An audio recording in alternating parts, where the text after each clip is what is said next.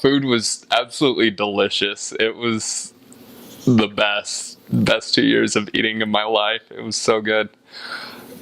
I noticed it tended to be either really healthy and simple or really fatty and greasy, but still simple. Kind of on the healthy side, they had a lot of simple salads. Like people would cut up tomatoes, put salt and oil and call it tomato salad. Kupu salata or cabbage salad. Just cut up a cabbage, oil, vinegar, salt, mix it in a bowl, serve it usually at room temperature, and it was absolutely delicious. I love making it still, and it's absolutely delicious to me. On the fat and greasy side, they do a lot of meats, really fried meats. Probably your most popular are, one dish is called cevapi. They're little like steak fingers. You would get about 10 steak fingers, usually about the length of your finger, about yay round, and they'd serve them on a platter with what's called somun bread. It's kind of like a flat bread, a round flat bread. They'd cut it in half and then cut open the middle and stuff the cevapi or steak fingers inside. And so you'd have that, and then also on the dish you'd always have a side of fresh onions, just freshly cut onions to go with it. And then they had this sauce called kaimak, which was like a really salty butter. It's probably the best way to describe it. But they'd put it either on top or inside the bun as well.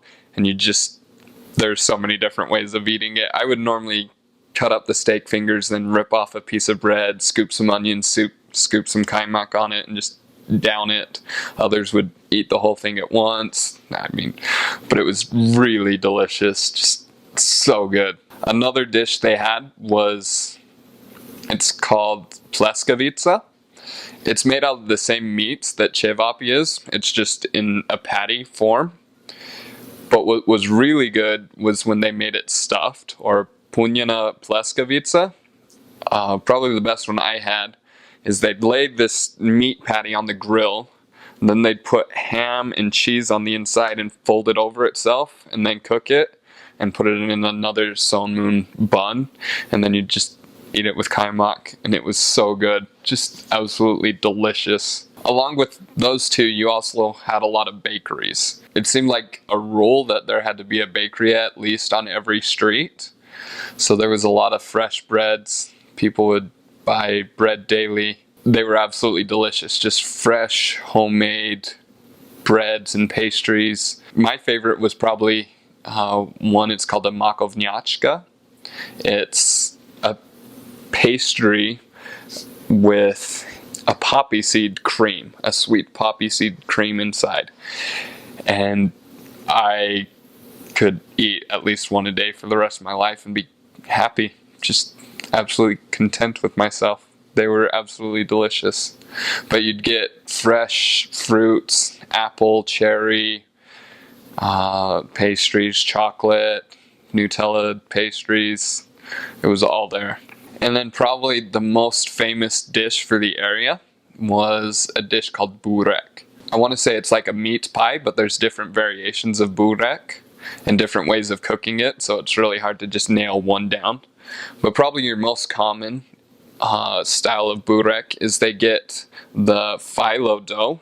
So it's a very thin dough, and they'll get either meat or cheese, apples, cherries, potatoes, cabbage, like basically anything, and they'd lay it on this dough and wrap it up and then bake it, and it'd come out super crispy on the outside and just also very greasy, but it was so delicious. That was definitely a favorite meal and a favorite snack. My favorite was probably the cheese burek.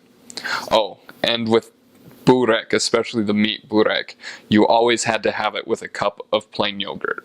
Just, you'd have your yogurt, you'd have your burek, you'd often dunk it in the yogurt and eat it.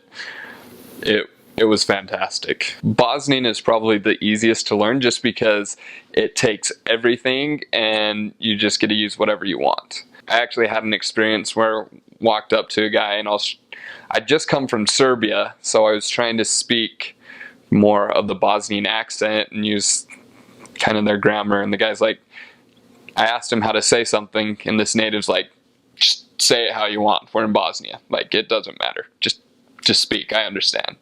So Bosnian was definitely the easiest, just because it's very carefree in how they speak.